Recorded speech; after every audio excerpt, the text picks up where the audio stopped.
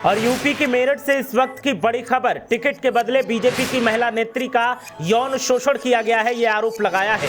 शोषण के बाद भी टिकट नहीं दिया तो महिला ने निर्दलीय चुनाव लड़ा था। निर्दलीय चुनाव लड़ने पर निजी वीडियो वायरल कर दिया गया। केस दर्ज होने के बाद कोर्ट में बयान देने पहुंची बीजेपी नेता पर हमला हुआ। आरोपियों ने पुलिस की मौजूदगी में ये हमला किया।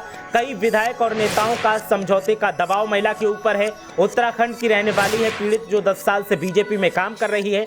वीडियो वायरल केस में एक बीजेपी पार्षद नामित किया गया है। मेरठ के भावनपुर थाना क्षेत्र का ये मामला है।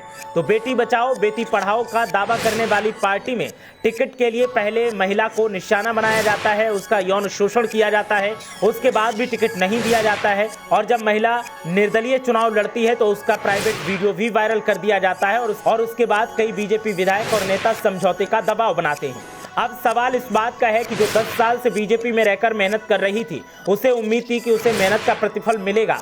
तो क्या ये प्रतिफल है कि उसके साथ यौन शोषण किया जाए, अपनी हवस का शिकार बनाया जाए और उसके बाद जब वो स्वतंत्र चुनाव लड़े तो उसका वीडियो वायरल कर दिया जाए और समझौते का दबाव बनाया जाए। बीजेपी की महिला नेता ने जब से ये आरोप लगाया है उसके बाद से सवाल उठने लगे हैं और बीजेपी आला कमान जो कि दिल्ली में बैठा है, सबसे ज्यादा सवाल उस पर उठ रहे हैं। प्रधानमंत्री नरेंद्र मोदी हो, गृह मंत्री अमित शाह हो, सभी कहते हैं कि महिलाओं के लिए माहौल सुरक्षित है। महिलाओं के लिए माहौल सुरक्षित होने का दावा किया जाता है, लेकिन आपकी खुद की पार्टी में महिलाओं का क्या हाल है वो आप इस मामले को देखकर समझ सकते हैं। पीड़ित महिला के ऊपर कोर्ट में जब वो बयान दर्ज करवाने गई तो वहां भी हमला कर दिया गया। आरोपियों ने पुलिस की मौजूदगी में हमला किया। अब आप समझ सकते हैं कि कोर्ट के अंदर एक महिला के ऊपर हमला होता है और पुलिस मौजूद होती है, उसके बाद भी हमला किया जाता है और फिर सरकार दावा करती है कि महिला सुरक्षा को हमने पुख्ता किया है, बेटियों को पढ़ाने का दावा किया जाता है, बेटियों को बढ़ाने का दावा किया जाता है। और उन्हीं के प्रशासन के सामने बेटियों पर जब हमले होते हैं तो सवाल लाजमी खड़ा होता है कि आखिर ये क्यों हो रहा है, ये किसकी शह पर हो रहा है। और जो विधायक और जो नेता अब पीड़ित महिला पर समझौते का दबाव बना रहे हैं, उनका जमीर कैसे ये इजाजत देता है कि वो ऐसा कर लें। अगर उनके घर की किसी महिला के साथ ऐसा हुआ होता तो क्या ये नेता ऐसा करते? क्या जो विधायक समझौते का दबाव डाल रहे हैं, क्या वो दबाव डालने के लिए जाते या फिर अपने परिवार की महिला के लिए इंसाफ की मांग करते? जो नेता अब महिला पर समझौते का दबाव डाल रहे हैं, क्या वो नेता अपने घर की महिला के साथ अगर ऐसा होता तो समझौते का दबाव डालते या फिर इंसाफ के लिए आवाज बुलंद करते?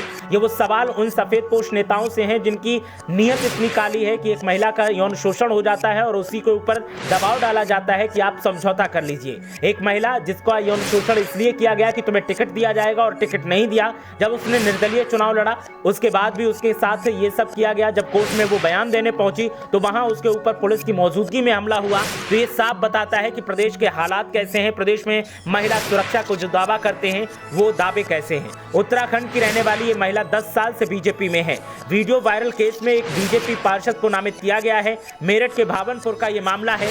सच्चाई क्या है वो तो जांच के बाद पता चलेगी, लेकिन फिलहाल महिला ने जो आरोप लगाए हैं उन आरोपों के बाद बीजेपी का आला कमान, बीजेपी के नेता, बीजेपी के दावे, बीजेपी की सरकार सवालों में है। सीएम योगी आदित्यनाथ का नेतृत्व सवालों में है और दिल्ली में बैठे आला कमान के दावे, वादे और उनके सुरक्षा के इंतजामों के दावे सवालों में हैं।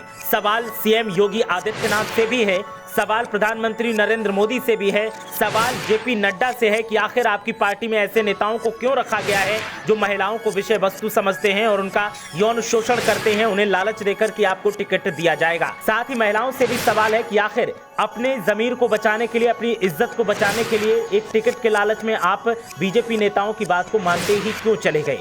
ऐसे लोगों से सावधान रहना है, ऐसे लोगों से दूर रहना है जहां पर आपको लगे कि आपकी इज्जत, आपका आत्मविश्वास, आपका आत्मसम्मान निशाने पर आ रहा है तो वहां से दूर हो जाना ही बेहतर है। पीड़ित महिला ने निर्दलीय चुनाव इसीलिए लड़ा होगा कि शायद उसे महसूस हुआ होगा कि बीजेपी में अब वो सुरक्षित नहीं है, लेकिन उसे क्या पता था कि वो निर्दलीय चुनाव लड़ेगी तब भी वो सुरक्षित नहीं है, क्योंकि जिन लोगों से उसका पाला पड़ा है, जिन लोगों ने उसका यौन शोषण किया है, वो उसे बाहर भी निशाना बनाएंगे। और पुलिस के सामने कोर्ट में हमला होना ये बताता है कि बीजेपी के अंदर किस तरीके के लोग हैं जो अपने आप को सुप्रीम समझने लगे हैं। आरोपियों की तरफ से कई विधायक और नेता समझौते का पीड़ित महिला पर दबाव डाल रहे हैं, जो बताता है कि कितनी शून्यता का शिकार हो चुके हैं ये लोग। इनके अंदर महिलाओं के सम्मान का ये दावा करते हैं जो बिल्कुल बचा ही नहीं है।